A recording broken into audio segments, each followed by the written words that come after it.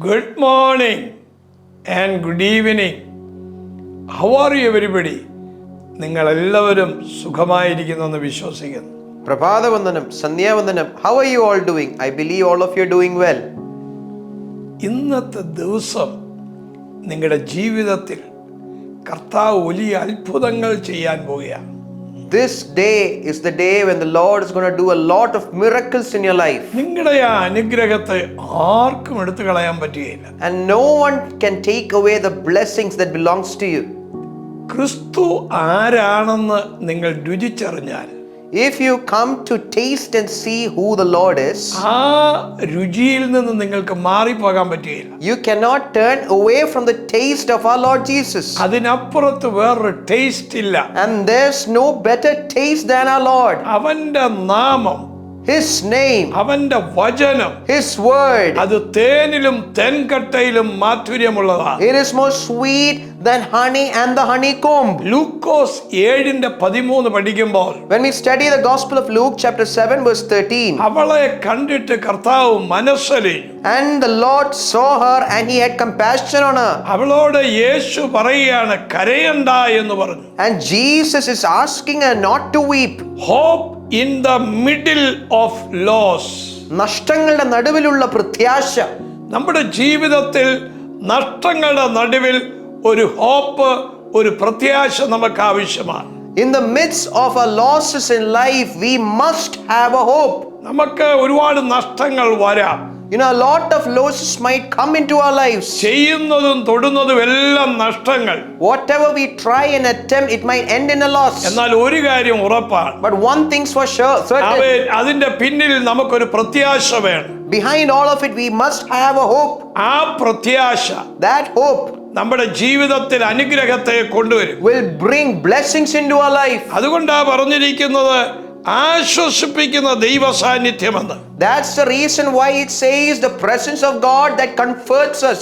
സങ്കീർത്തനം 34:18 പഠിക്കുമ്പോൾ, When we study Psalms 34 verse 18, ഹൃദയം നുറുങ്ങിയവർക്ക് യഹോവ സമീപസ്ഥൻ, the Lord is close to the brokenhearted, മനസ്സ് തകർന്നവരെ അവൻ രക്ഷിക്കുന്നു. and he saves those who are broken in their spirit. തകർന്ന മനസ്സ്, The broken heart, ഉടഞ്ഞ ഹൃദയം, the broken spirit, ദൈവം നമ്മളെ ഒരു വലിയ സ്ഥാനത്ത് എത്തിക്കാൻ പോകും. the Lord is going to take us to a great position. മനോവ്യസനം ഹേതുവായ ഒരു മനുഷ്യന്റെ മനസ്സിടിയിൽ A person's heart is broken because of the sorrow in ഒരു his heart. നല്ല വാക്കോ ഹൃദയത്തെ സന്തോഷിപ്പിക്കും. But a good word brings joy to the heart. Hope in the middle of loss.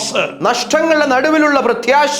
അവൻ ഇവിടെ ഈ സ്ത്രീക്ക് ഒരു മകനെ നഷ്ടപ്പെട്ടു. Here this woman has lost her son, അവൾ വളരെ വേദനയിലേക്ക് വരികയാണ്. and she is going through great pain, ഒരു ഫ്യൂണറൽ സർവീസിന് വേണ്ടി അവൾ പോകുന്നു. and she is going ahead with her son's ഇനി funeral service. ഒരിക്കലും അവനെ തിരിച്ചു കിട്ടുകയില്ലെന്ന് അവൾ ചിന്തിച്ചു. And she thought that she would never get him back alive again. എന്നാൽ ആ സമയത്താണ് യേശു അവിടേക്ക് ചെല്ലുന്നത്. But it is at that moment Jesus comes into the scene. നിങ്ങളുടെ ജീവിതത്തിൽ പ്രതീക്ഷ നഷ്ടപ്പെടുമ്പോൾ, So in your life when you lose hope, യേശു നിങ്ങളുടെ ജീവിതത്തിലേക്ക് വരും. Jesus will come into your life. അവൻ വന്നാൽ, And if he comes, നിങ്ങൾക്ക് അവൻ ഒരു അത്ഭുതം പ്രതീക്ഷിക്കാം. you can expect a miracle from him. അവിടെ ഉടൻ ഒരു അത്ഭുതം നടക്കുന്നു. And there's a miracle that happened അവൻ immediately. മഞ്ചം ചുമക്കുന്നവരെ തൊട്ടു. And he touched the bearers of the corpse. ആ ബാലൻ അവൻ ചാടി എഴുന്നേറ്റു. And that son rose. ഇന്ന് പകൽ ഈ സമയം നിങ്ങളുടെ പ്രശ്നത്തെ യേശു തൊടാൻ പോകും.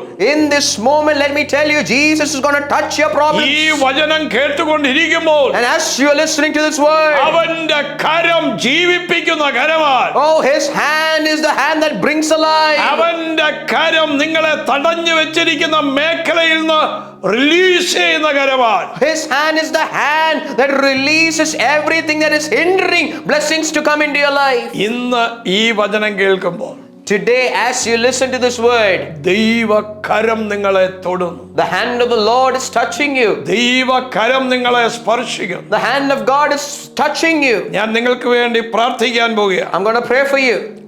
Do not weep. കരയരുത് നിങ്ങൾ. കരയണ്ട. You do not have to weep. കർത്താവിന് അറിയാം കരയണ്ട എന്ന് പറഞ്ഞത് എന്തുകൊണ്ട്.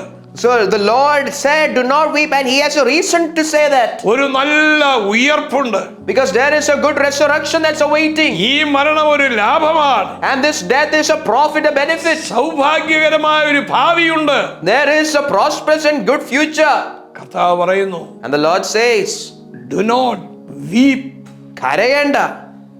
ഓ, എത്ര നല്ല വാക്ക്. Oh, how great and good of a word is that. പെട്ടെന്ന് അവൻ കണ്ണു തുറന്നു. And all of a sudden he opened his eyes. ഇന്ന് നിങ്ങളുടെ ജീവിതത്തിൽ കണ്ണടഞ്ഞ ചില സബ്ജക്റ്റുകൾ കണ്ണു തുറക്കാൻ പോകും. This day the subjects that have closed their eyes are going to open them today. നിങ്ങൾ വേദനപ്പെട്ടിരുന്ന ആ വിഷയത്തിൽ ആമേൻ, ദൈവം അടുത്ത 2 ദിവസങ്ങൾക്കുള്ളിൽ അത്ഭുതം ചെയ്യാൻ പോകും. In the subject that you were going through great pain, in the upcoming 2 days the Lord is going to give you an answer in it. ഞങ്ങളുടെ കർത്താവേ, Our dear Lord, ഈ ജനത്തെ ബ്ലസ് ചെയ്യുന്നു. I bless this people. അങ്ങയുടെ കരം നീട്ടണമേ. Oh Lord, stretch forth your hand. അങ്ങ് മഹാത്ഭുതങ്ങൾ ചെയ്യണമേ. Oh Lord, do great miracles, oh Lord. രോഗികൾ സൗഖ്യമാകട്ടെ. May the sick be healed. Miracle, Alpudam, miracle Alpudam. നടക്കേണ്ടതിന് വേണ്ടി പ്രാർത്ഥിക്കുന്നു. We pray that a miracle takes place. യേശുവിൻ നാമത്തിൽ. In Jesus' name. Amen. Amen. God bless you.